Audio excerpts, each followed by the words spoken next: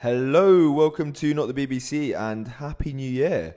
So, to kick us off this year, I just held a brilliant interview with Cynthia Chung on Aldous Huxley, the counterculture and scientific dictatorship. So, Cynthia runs the Rising Tide Foundation with Matthew Ehret. She's Matthew's right wife, and she also blogs at, she does some great research and writing at Through a Glass Darkly.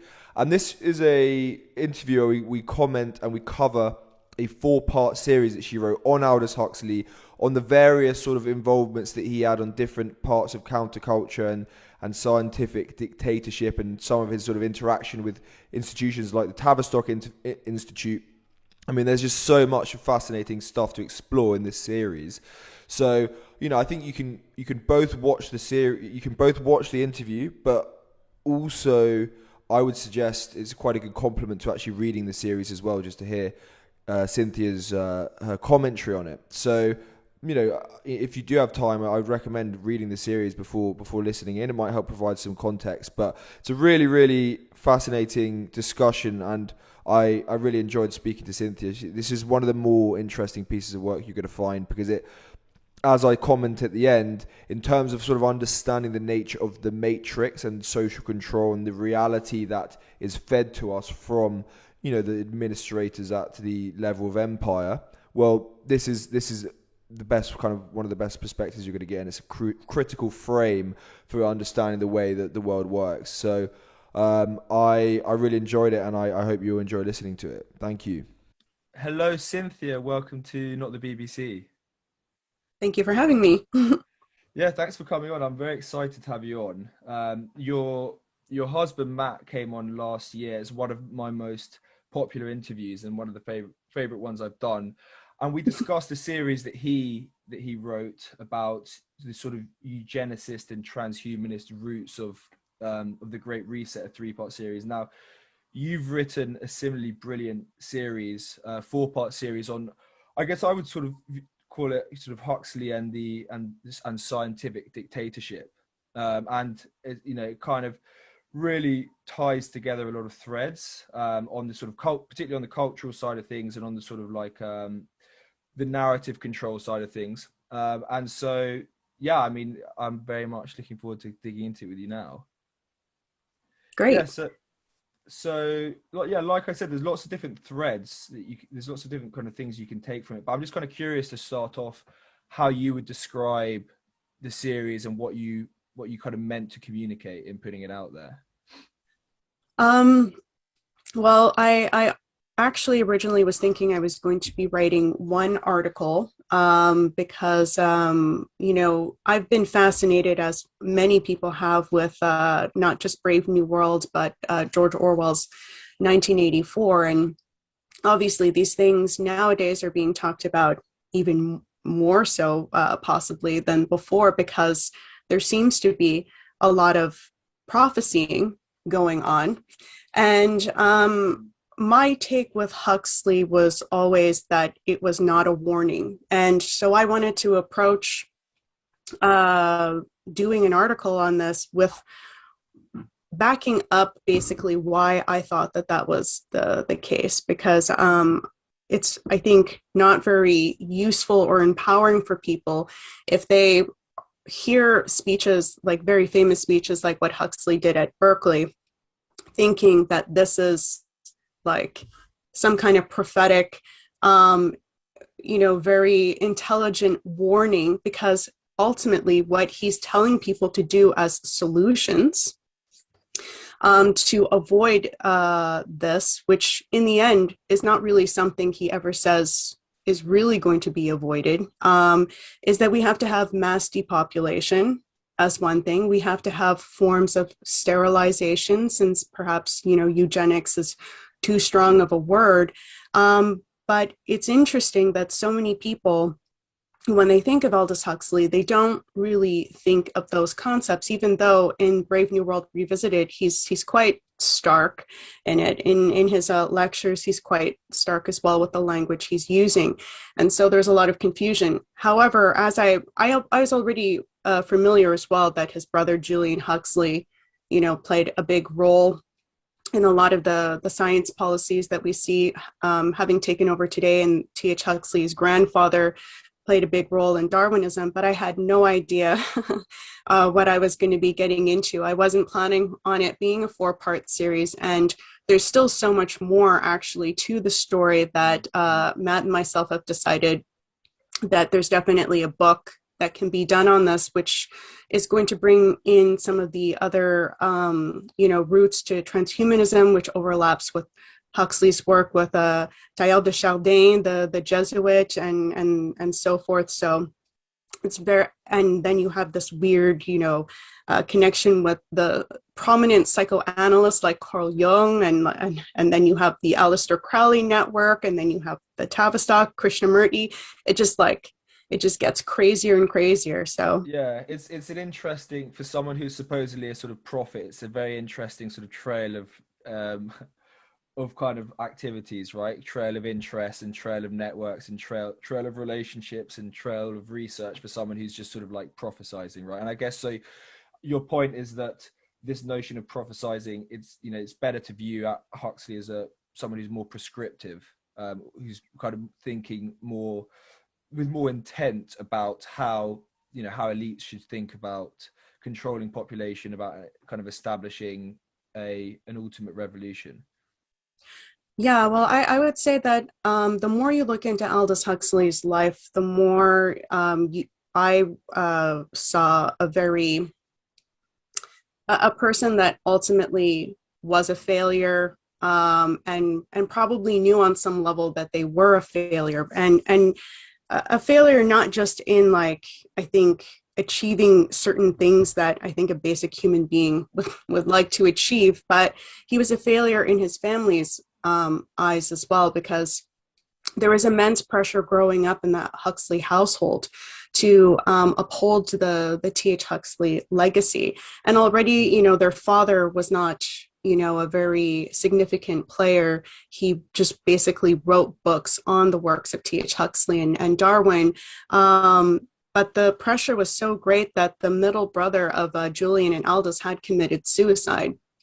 He hung himself on a tree on the grounds near, they didn't find him for a week, I think. So it was a very brutal time. Aldous lost his sight too when he was relatively young, and so it kind of took a little bit of pressure off of him. And Julian had suffered from nervous breakdowns throughout his life. And when you had the London bombings, he actually was being hospitalized for one of these nervous breakdowns, and they had to transfer all of the patients to another hospital.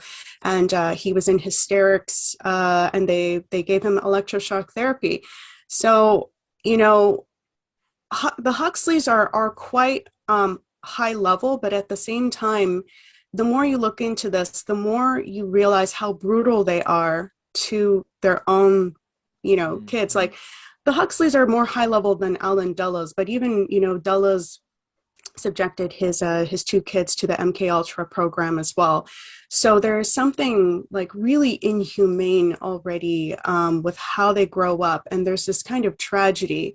And Aldous was never in control of his destiny. And he wanted very much to amount to something. And that's really the best way to try to understand him, is this kind of desperate struggle to form a legacy, to form an importance, because the world that they were taught to situate themselves in spiritually, because what T.H. Huxley ended up doing with Darwin was basically they had created a sort of modern science, much of like what our science today is based off of. It removed religion, which obviously there's good and there's bad to that, but there's I would say mostly bad. Even though I myself am not a religious person, I am a spiritual person, and I would say philosophical. Like, I very much situate my understanding with Plato, but that there is a creator of the universe, and there is, I believe, a benevolent, creation to the universe. There's a purpose too. There's a directionality, and what Aldous and Julian were raised in as an environment was to deny that the universe was random, it was cold, it was impersonal, and that man was nothing but a beast. So there was nothing divine, there's nothing sacred in that identity. So that's already something really hard to deal with when you fully embrace such a view.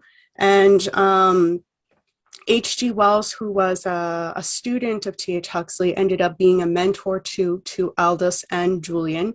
H.G. Wells wrote The Science of Life with Julian Huxley, and Bertrand Russell was also a major, mentor of Aldous Huxley. Even though Aldous didn't really like them as personalities, they were very much in control of the narrative that Aldous ultimately took upon himself. So Aldous never came up with any kind of thought of his own.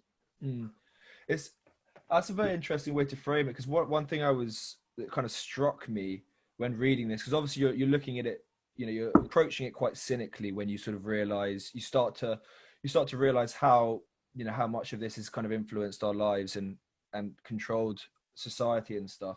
But yeah, one thing that kind of struck me was that, you do get this sense that Aldous is kind of searching for answers in the way that he seems to sort of dive headfirst into the various various pursuits, right? Whether it's getting, whether it's actually kind of, taking all these psychedelics, or whether it's kind of the kind of relationships he builds in the way, you talk about how he becomes best friends with certain figures in Hollywood and stuff like that. The way he sort of floats around kind of speaks to someone who may be a bit conflicted, and that certainly hasn't found his place. So it's quite an interesting way, and it's quite an interesting way to think about it.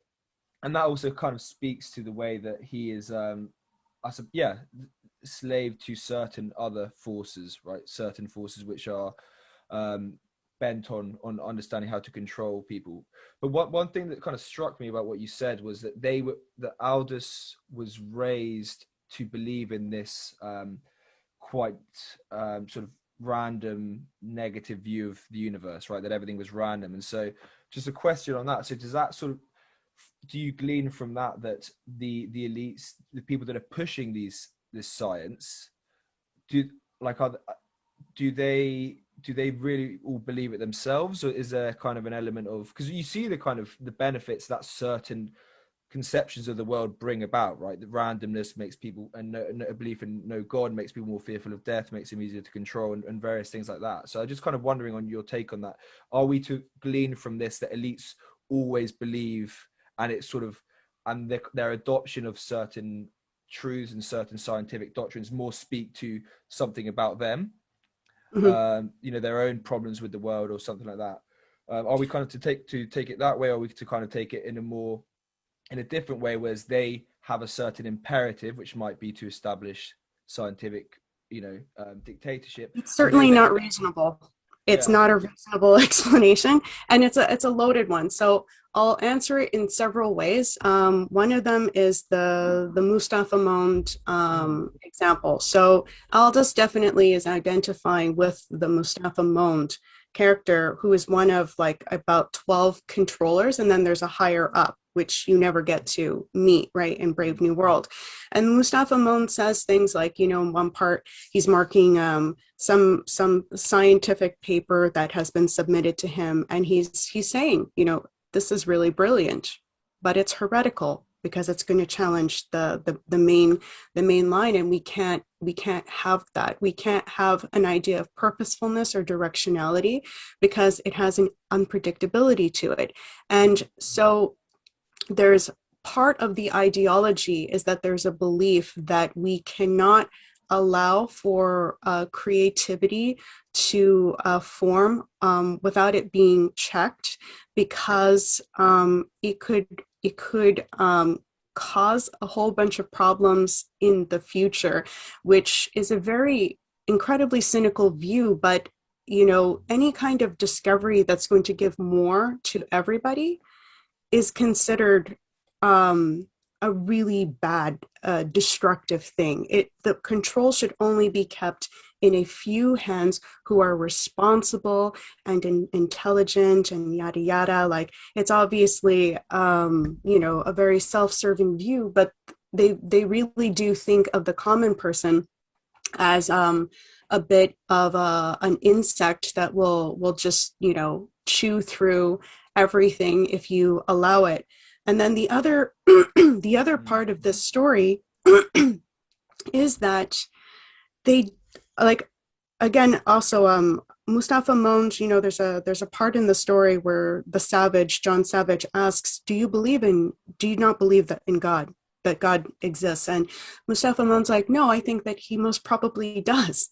And so the Savage is like, then why do something that is clearly in opposition, it seems, to what something that's higher than you desires?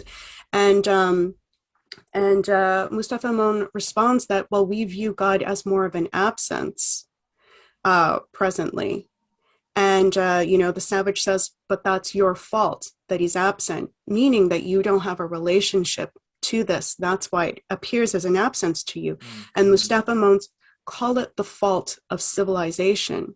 So again, it's this idea of like just unchecked development, unchecked prosperity, in a sense, is the doom of the golden days of oligarchy, in a sense. And we can't have that because it will bring upon doom for some reason.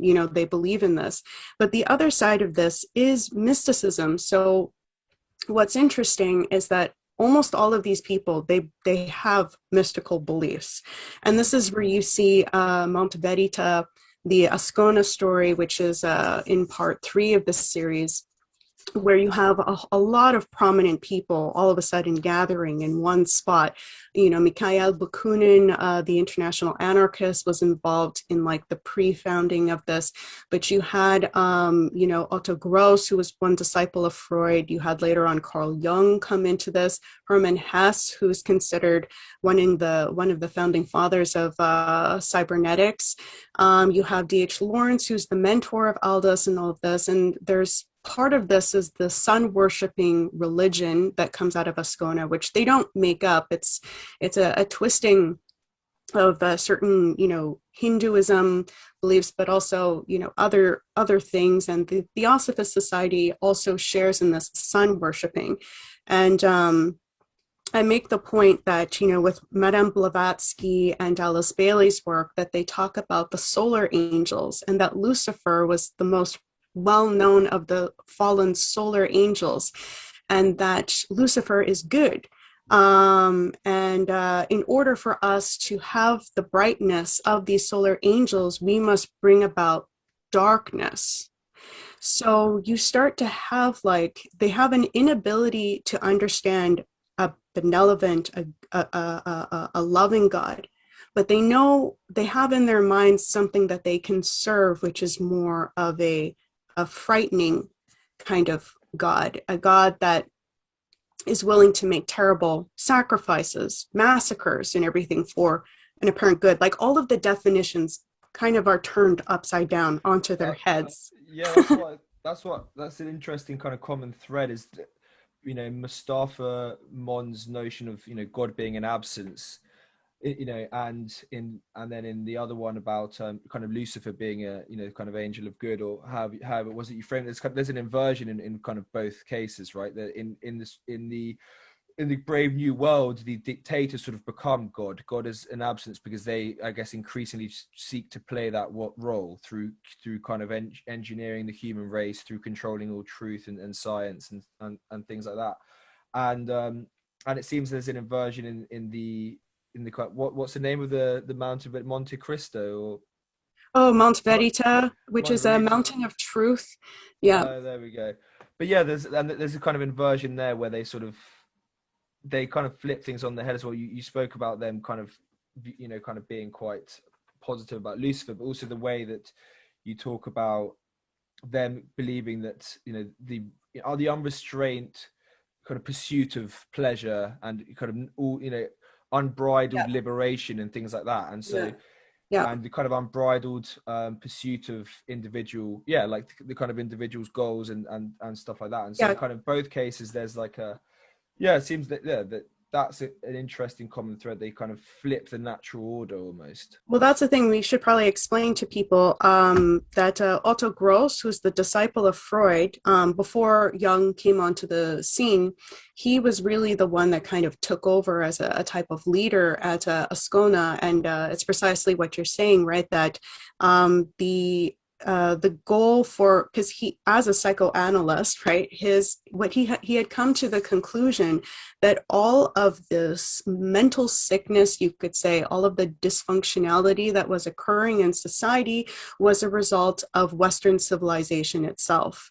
So the traditions, the classical teachings, all of these expectations of, like, you know, what are considered appropriate in Western civilization was the problem, and that had to come under attack. And, you know, Otto Gross was really of a very extreme view that any kind of pleasure, any kind of desire, you should act it out, or else you're going to have a whole bunch of psychological problems at in the end. He wanted to even set up a school in Ascona, but he ended up becoming quite unstable because he was doing whatever he wanted, and it wasn't working out for him. Part of that was really bad drug addiction that caused him to go in and out of asylums for years, until he basically died after being found, you know, cold and passed out on the street.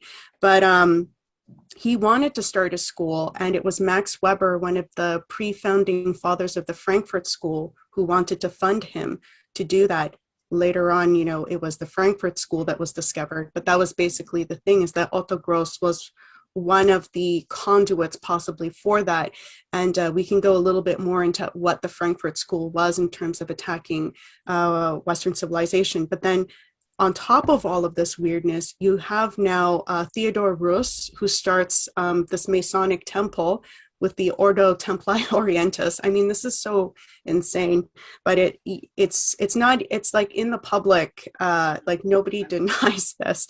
And then Aleister Crowley, yeah. And sorry, just quickly, just and to thread this together for people that are listening, this is kind of relevant in the arc of the series, because Aldous becomes quite involved in this sort of scene and has relationships with these types of characters, right? Well, yeah, he's it's D.H. Lawrence who's very much a part of this scene, and Otto Gross very much influenced Hermann Hesse, D.H. Lawrence, Carl Jung. He really is like their mentor, and D.H. Lawrence becomes one of the mentors, if not the leading mentor, of Aldous Huxley. And D.H. Lawrence himself takes a lot of the teachings of Otto Gross, but he also develops this kind of Laurentian metaphysics, which goes into like these concepts of blood and earth and all of this, which, but again, this type of sun worshiping as well. And he wrote very strange books on this, and that very much influenced Aldous Huxley, Gerald Hurd, and Christopher Isherwood, and they were known as the Sonnenkinder, the children of the sun, which again, looking into how this is all tied into the concept of the solar angels and all of this, you can say that there is a link. You could say, you know, children of Lucifer, and they do view Lucifer as a good thing. They do view that it's absolutely important that Lucifer, you know, takes over. Can we draw threads between these sorts of characters? And I mean, I haven't kind of substantiated all this, but lots of people talk about, you know, the Satanism in Hollywood and stuff like that today, and the Freemasonry and things like that. Are we to draw threads between that and some of the kind of satanic references that are quite common in popular culture today? You mean, are they connected? Yeah, like, yeah. Are we to view this as the sort of genesis of that? Of yes. Yeah. And you know, I wouldn't say that Freemasonry was. See, the thing is that there was, it seemed before the 1800s, a good form of Freemasonry that went extinct, but pretty much it seems since the 1800s and later, it was extremely corrupted. And, it's the same thing with mysticism. There does seem to be like positive elements to mysticism, but in large part today, mysticism is like very, it's completely used to,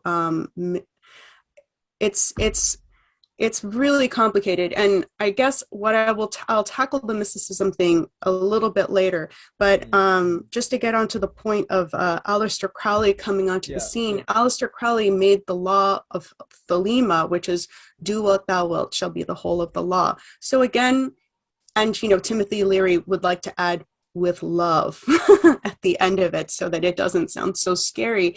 But the thing is that these are like the first small corruptions, you can say. It sounds, not that bad if you word it in the sense of empowerment and all of this sort of thing. And that's basically what their take is. It's actually very similar to the Gorgias dialogue with Plato, which is that these people really believe that Western civilization has robbed them of their actual strength, and that Western civilization has domesticated people so that they have lost this kind of primitive power that they used to have. Which has elements of truth in it, right? Any civilization sort of domesticates people to some degree, but all these things, they kind of have their root in some truth, and they make things kind of even more perverse, don't they? Right. Well, like, again, with D.H. Lawrence especially, he very much focused on that primitive strength. So it's not even like to have like any kind of thought or reasoning, but it was your primitive desires and everything. That's where, the core of the power was located. And you can see actually a lot of overlap with like what Aldous Huxley is promoting as well with the pre-formations of the counterculture movement, which is that it's not about thinking, it's about opening the mind and allowing the experiences to come forward. And, D.H. Lawrence thought that blood, had like centuries old memory, and, that you had to just allow these things to play on you. But the thing is that as we see today, there is, I agree, a type of control right now in much of a civilization, which is taking away the power of the individual. It's disempowering the individual. But freedom and liberty is never to just be allowed to do whatever you want to do, right? Because some people, that's their other extreme take of this, is that I just want to be able to do whatever I want to do. But there's always a higher law, and if you're not religious, you can say it's a natural law. And so we are free to do what we will, but through always reason, and you have to always have a kind of checking of yourself. You don't create the laws yourself. You are still like, something that is located within a universe that has pre-existing laws. And so to want to violate those laws is the corruption. But we are endowed with, yes, a naturally inherent freedom and liberty, but always in conjunction with that, never like separate individuals. Yeah, it's almost like if for the individual to affect the world, to have an impact in the world, they need to sort of submit themselves to these universal truths. They need to accept some restraint on their desires and on their wishes and things like that, and only then can they actually influence the world. Whereas if you do not accept that, and you just kind of, and you accept the sort of any random individual impulse, then you're sort of doomed to spiral in schizophrenia or complete chaos. And well, that's a strange thing about these techniques, is like as we you see when you look into it further, is that they use it on the masses, and that's one way of using these techniques, like the Tavistock technique and all that, which we can get into next.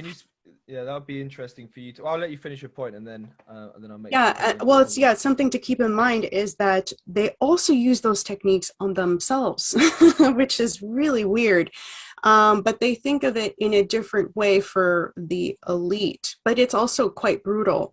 And then, you're always thinking like, well, there must be some higher up above this that's just like pulling the strings, perhaps. But the more you get to know like what are the higher ups of the higher ups, the more you do realize that there is definitely insanity. And I do think that unfortunately it is, you know, very much like the Poe story of Dr. Tar and Professor Feather of the lunatics have taken over the asylum. It is very much like that. And that's the thing that people have to realize, is that even though this is quite pervasive at this point, and they have empowered the worst of the worst type of people, there is, if you were to become aware of it, and you were to start actually checking that, it is ultimately an inferior and more impotent way of being. You're not as powerful. It's only because they're so obsessed, okay, with like getting, and by the way, they've had a lot of failures. They've had a lot of failures in the 20th century. It hasn't been just like going according to plan. And there's failures right now.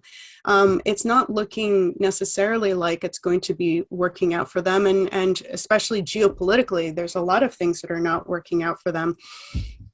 But the Tavistock MK Ultra thing, like I mentioned, Julian Huxley even went through electroshock therapy. He said it was so painful he passed out.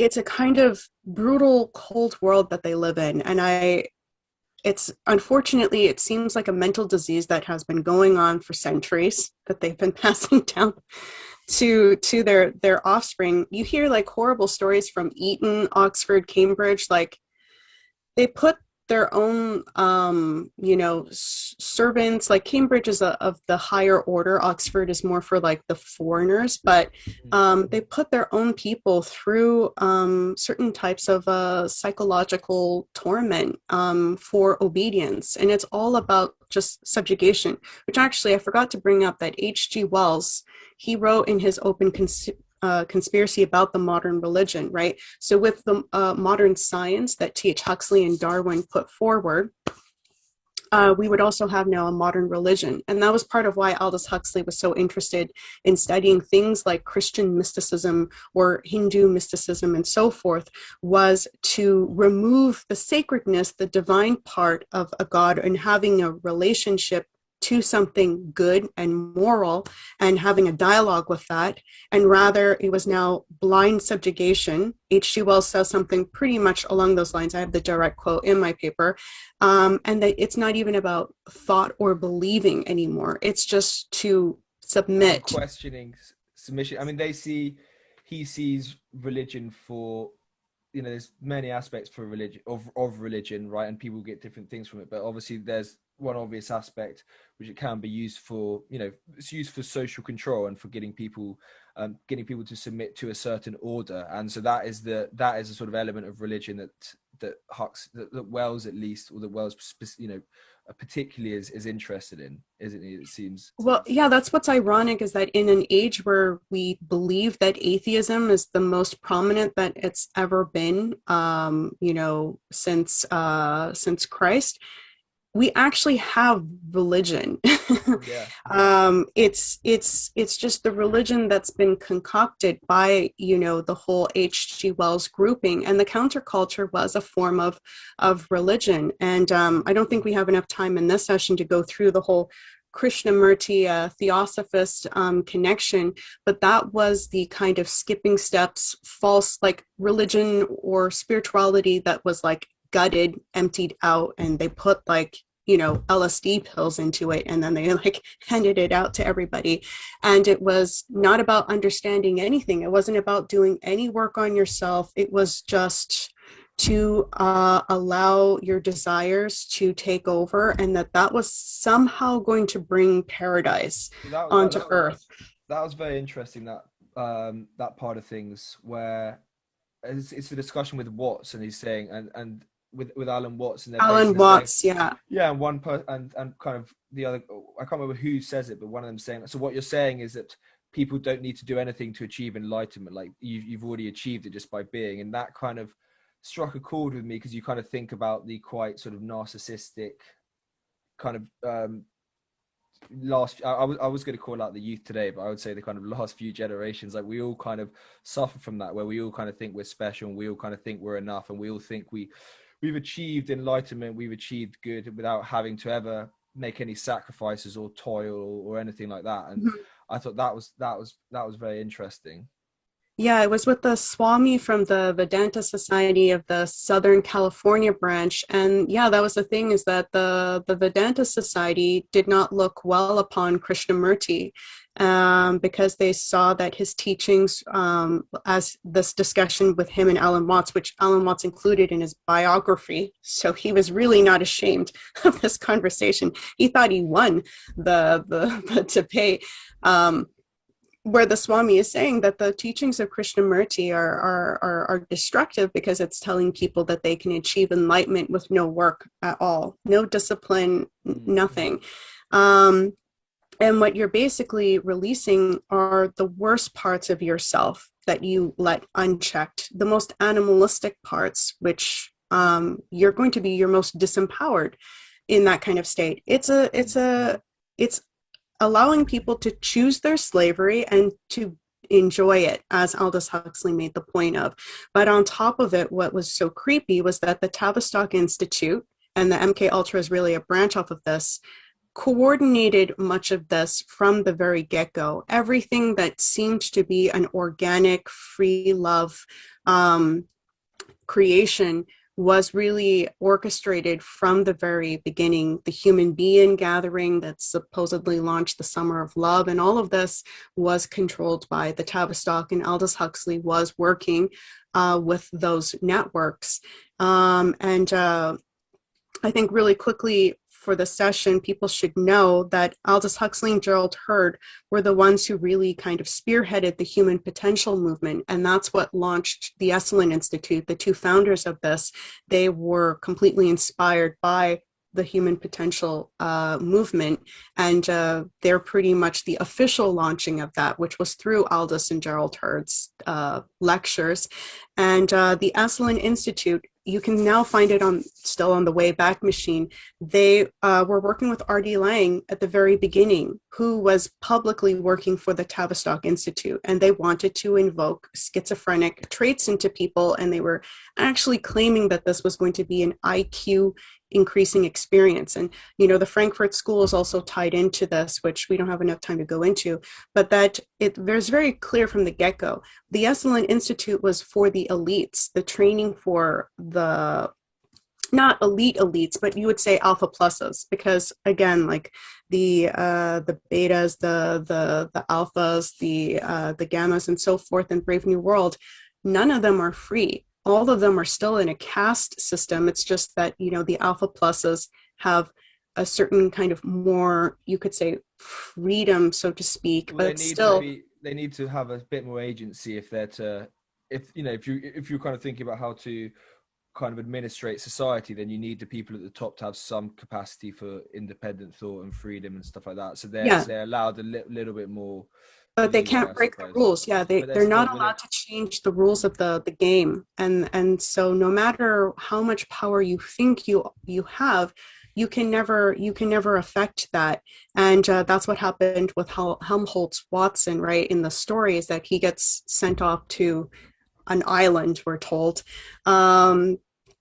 And those kinds of people can't be tolerated. So the Esalen Institute is for those types of alpha pluses, and it's there to corrupt them. It's there to bring out the worst of them, so that you're most easily controlled when people know what your weaknesses are.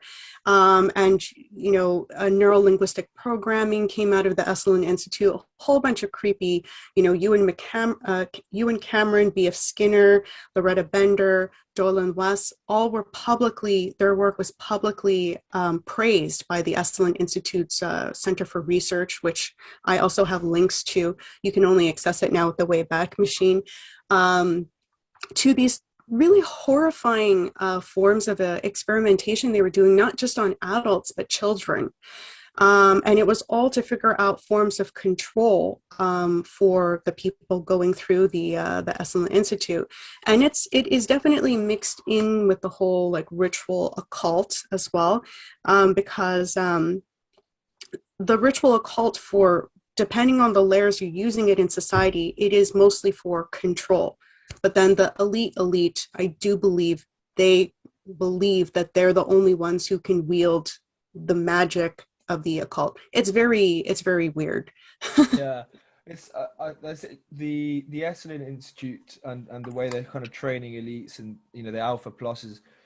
It's another interesting kind of frame for people to have, because one thing that's occurred to me recently is that perhaps the best way to control the world or to sort of influence the world at scale is to influence the values of elites, or the values or the truths and the personalities of elites. And that's kind of how you can ultimately, in sort of a decentralized operating have a decentralized operating system for basically kind of coordinating things in the way that you want. And so that's kind of helped me whenever you try and it becomes hard to believe that everything is so coordinated. Like, that's kind of one way that I've come to think about it. And so it's interesting when you see things like that, when you hear things about the Esalen Institute and the way they are really working on these very, very elite and people who are far more, several stratums above the average person, kind of helps validate that is part of how they go about it.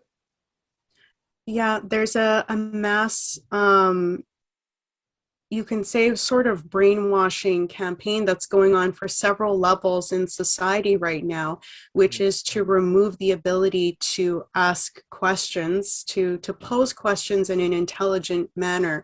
And rather, it is just inducing for people to know where their limitations are, not push against it, under the illusion that they can still live a modicum of a comfortable life. And we have increasingly a society that's not willing to fight or sacrifice anything for the concept of good, because again, with what T.H. Huxley and Darwin did in promoting such a cold idea of the universe, truth and goodness also don't really play a part in that kind of a world. And I think increasingly a lot of people, they don't really believe in such a thing as truth and goodness anymore.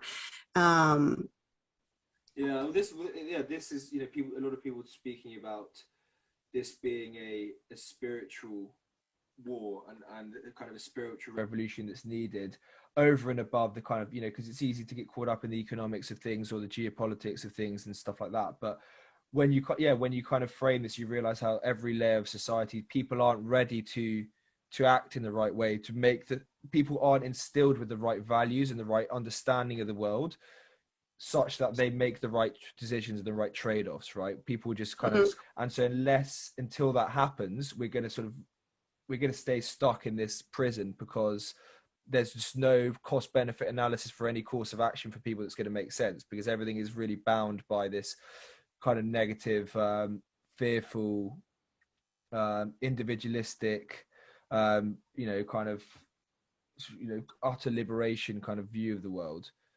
Yeah, to just love yourself is ultimately a pretty empty sort of love, and it's a very unfilling love. And like Plato makes the point as well in the Gorgias, that someone who just seeks out pleasure, it's like a vessel that's full of holes that you're just constantly trying to keep filled, but it's all coming out always, always. So you're never going to feel that kind of satisfaction.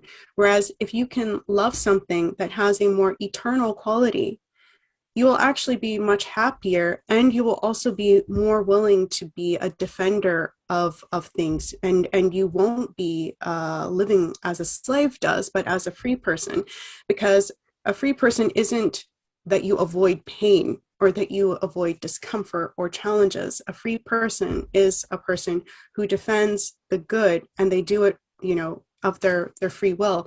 But our species can't survive if we don't have that, because obviously, whether we like it or not, we can't put the genie in the bottle. We can't go back to a different time period. We have to grow up as a species and accept higher levels of responsibility. Yeah, we see this. Yeah, we see this through I don't know if it's people paraphrasing Huxley, but through the notion of that, pet it's people's pleasure and people's desires rather than their fear that will ultimately prove the best way to control people. Is that I think Huxley might talk about that in Brave New World Revisited. But we've got just a few minutes left, so I just kind of like to wrap up and get your comments on like the different threads that I put together and how I think this is useful for people. I really recommend people read all of it because there's a million different directions it can take you in. And I think in terms of understanding the nature of reality within an empire and the nature of kind of controlling people's conceptions of the universe and stuff like that, and for kind of creating a framing for the matrix and the reality that we inhabit, I think it's about the best piece of work you're going to find. And there's just so much to take from it. But in terms of like the takeaways, I mean, the first one is starting out with, earlier on I asked you about, do the elites believe in this stuff or do they use it because it's useful, right? It's useful for social control. Do they believe in the chaotic, view of the universe and stuff like that? And you brought up Mustafa Mond, and I think he's an interesting character because he speaks about the role that controlling truth plays in people and making the average person feel purposeless and controlling everything about their kind of understandings of the world. That is a foundational piece for controlling people, right? And so with that in mind, it's really important for people to consider that everything about the world that you're taught kind of plays into a certain conception of the world, which will engineer certain behaviors in you, right? So that's kind of the first one. Do you have any comments on that as a takeaway? I think, people just have to understand where the roots of what are the predominant ideas, where did they come from?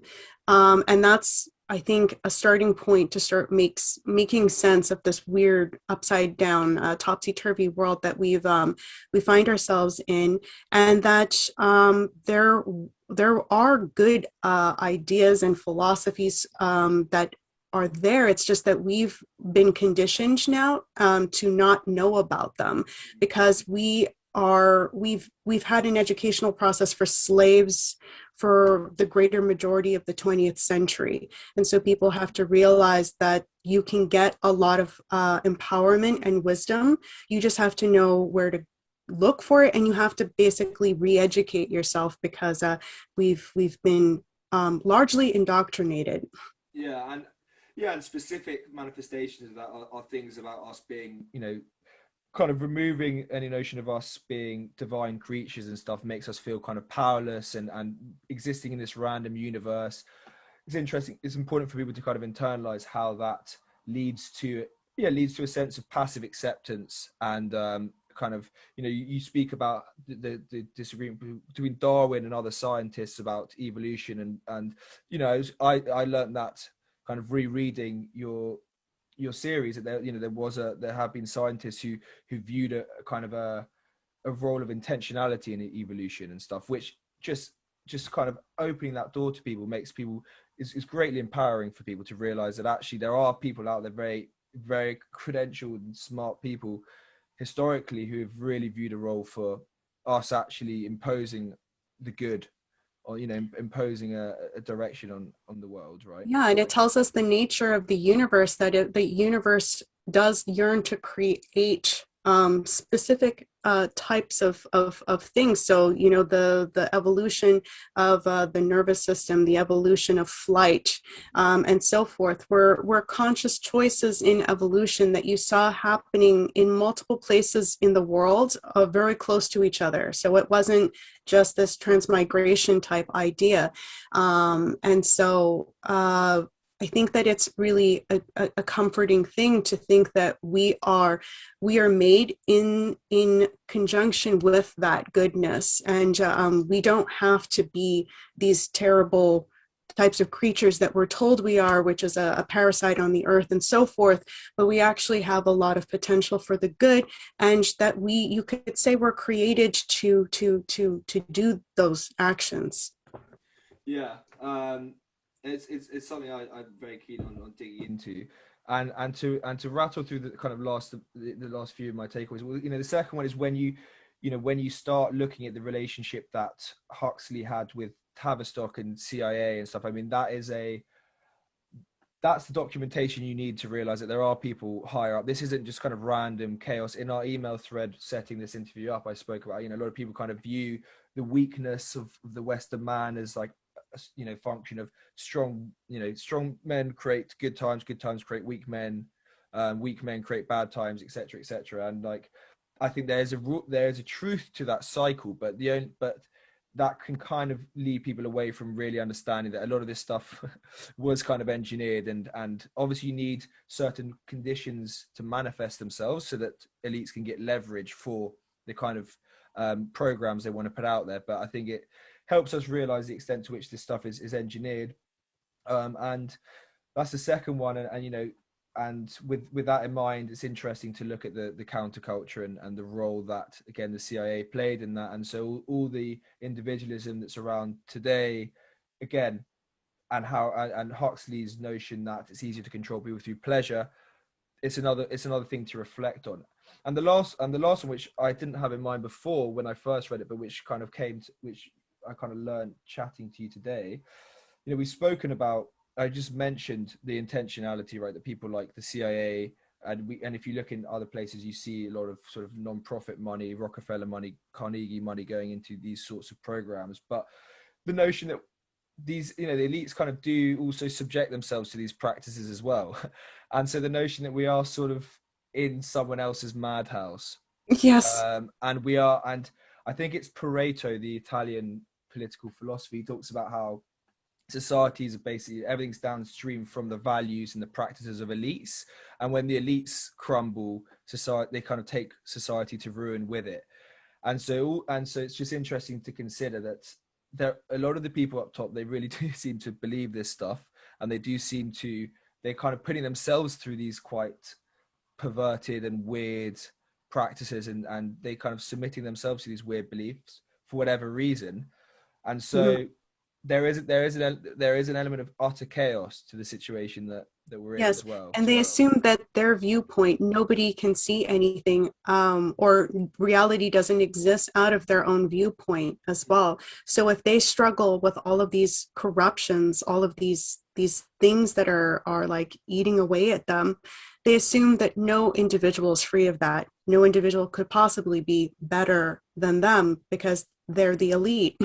Yeah, they project that onto us, and we are sort of coerced and consigned to our fate of accepting the sort of negative view of the world and their perversions and the kind of limitations of their worldview.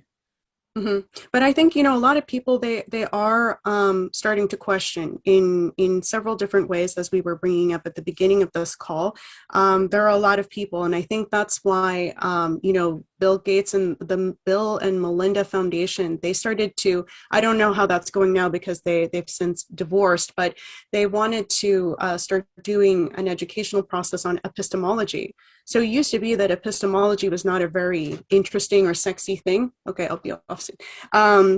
But they started to tackle that, which just goes to show that a lot of people now are going to the absolute source in where they're questioning their reality, and people should continue to do that, and it will bear fruit.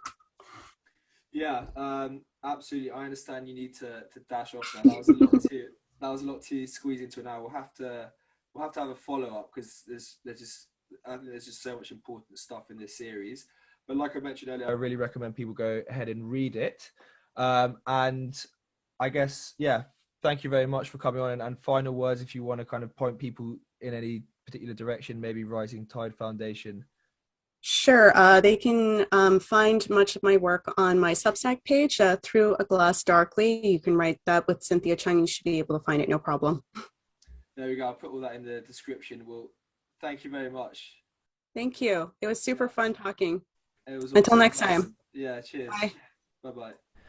Thank you for listening to that. If you enjoyed the way that I think about these issues, then you might enjoy Pith Weekly.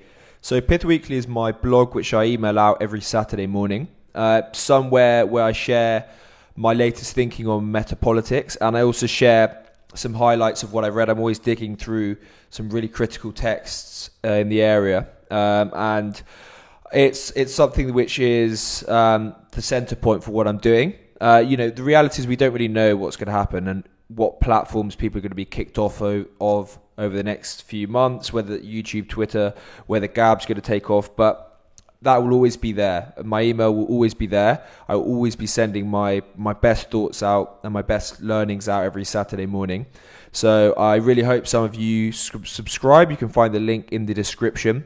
And it'd be great to have you as part of my community, as a node in my network. So thanks again.